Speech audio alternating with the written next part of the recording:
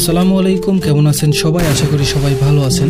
তো জীবন থেকে নেওয়া এপিসোডের আজকে 34তম পর্ব। তো আজকের পর্বে আমরা কিছু গল্প শেয়ার করব, আশা করি আপনাদের অনেক ভালো লাগবে। তো আজকে যে আমরা গল্পগুলো শেয়ার করব, আশা করি এই গল্প থেকে অনেক কিছু শিখতে পারবেন আর ভবিষ্যতে আপনারা এই ভুলগুলো থেকে বেঁচে থাকতে পারবেন। আজকের প্রথম গল্পটা পাঠিয়েছে বরিশাল থেকে মিম নামের একজন। তো চলুন বেশি কথা না বাড়িয়ে আজকের গল্পগুলো শুরু করা যাক। তাকে বিশ্বাস করে ভালোবাসাটাই ছিল আমার জীবনের সব থেকে বড় ভুল। আমার নাম মিম, বাসা বরিশালে। আমি কখনো কারো প্রেমে পড়তে চাইনি, কিন্তু তাকে দেখে আমি প্রেমে পড়তে বাধ্য হয়েছি। তার মিষ্টি কথা যে আমার জীবনটাকে এভাবে নষ্ট করে দিবে, এটা আমি কখনো ভাবতেই পারিনি। সময়টা ছিল জুলাই মাসের 25 তারিখ। রাত 3:30টার সময় আমি গেম খেলছিলাম, তখন তার সাথে আমার কথা হয়। এক রাতের ভিতর যে আমি তাকে এতটা ভালোবেসে ফেলবো, এটা আমি কখনো ভাবতে পারিনি। সম্পর্কের শুরুতে সে আমায় অনেক ভালোবাসতো। সে বারবার আমাকে একটা কথাই বলতো যে তোমাকে আমি কখনো হারাতে চাই না, এই বলেই কান্না করে দিত। আমি তার প্রথম না, দ্বিতীয় ভালোবাসা ছিলাম। ওই মেয়েটা ওকে ধোকা দিয়ে চলে গেছে। ও আমাকে বারবার বলতো তুমিও আমাকে ছেড়ে যাবে না তো? আমি তাকে বলতাম আমি তোমায় কখনো ছেড়ে যাব না, আমি সারা জীবন তোমার সাথে থাকবো, আর আমরা আমাদের মতো আমাদের জীবন সুন্দর করে তুলবো। তুমি বিশ্বাস রাখতে পারো আমার উপর।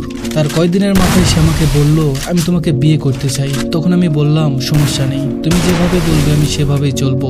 সবকিছু ঠিকঠাকই চলছিল। সে আমাকে একদিন বলল আমি যা যা বলবো সেগুলোর ছবি দিবে।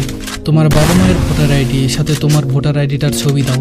ভোটার আইডির ছবি চেয়েছিল, কারণ সে আমাকে বলেছিল সে নাকি আমাকে বিয়ে করবে, সব কাগজপত্র ঠিক করবে।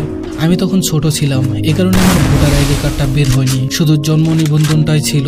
তাই আমি তাকে আমার বাবার ভোটার আইডি কার্ড আর আমার জন্ম নিবন্ধনের ছবি তাকে পাঠিয়ে দেই।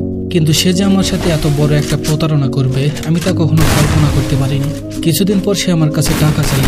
সে বলল তুমি তো এখনো ছোট, তোমার কাগজপত্রগুলো ঠিক করতে টাকা লাগবে। আমি একটু আমতা আমতা করে তাকে বললাম কত টাকা? সে বলল বেশি না, 10,000 টাকা লাগবে। আমি তাকে অনেক কষ্টে জোগাড় করে 10,000 টাকা পাঠিয়ে দেই। কিন্তু সে সেই টাকাও বিয়ের কাজে খরচ করেনি, সে অন্য কাজে খরচ করেছে। এরপর সে আমাকে বলল যেখান থেকে আমাদের বিয়ের কাগজটা করেছে ওখানের অফিসটা নাকি পুড়ে গেছে, আর কাগজটাও নাকি তেমন করে হয়নি। আমি বললাম এখন তাহলে কি করব? ও বলল চিন্তা করো না, আমি তো আছি। ও আমাকে বলল আবার নতুন করে আমাদের কাগজটা করতে হবে, আরো 30,000 টাকা লাগবে। আমি কিছু না ভেবে অনেক কষ্টে টাকাটা জোগাড় করে তাকে পাঠিয়ে দেই। এরপরেও আমাদের জীবনটা ঠিকই ছিল। সে আমার সাথে একজন হাজবেন্ডের মতো কথা বলতো।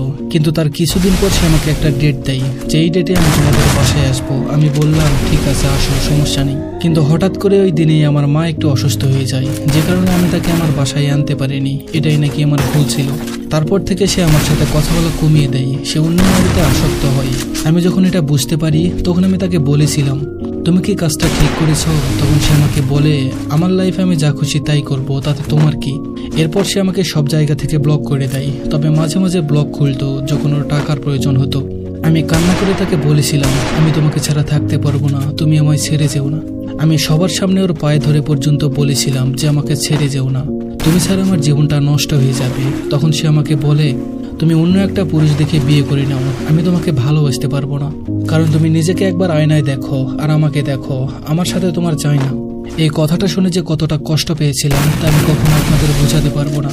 আমার মুখে কোনো কথা ছিল না, চোখ দিয়ে অচরে পানি পড়ছিল, শুধু ভাবছিলাম কাকে নিজের সবটা দিয়ে ভালোবাসলাম। তারপরেও আমি তাকে বলেছিলাম তাহলে কেন আমার সাথে এমনটা করলে? আমি হয়তো বা দেখতে অসুন্দর,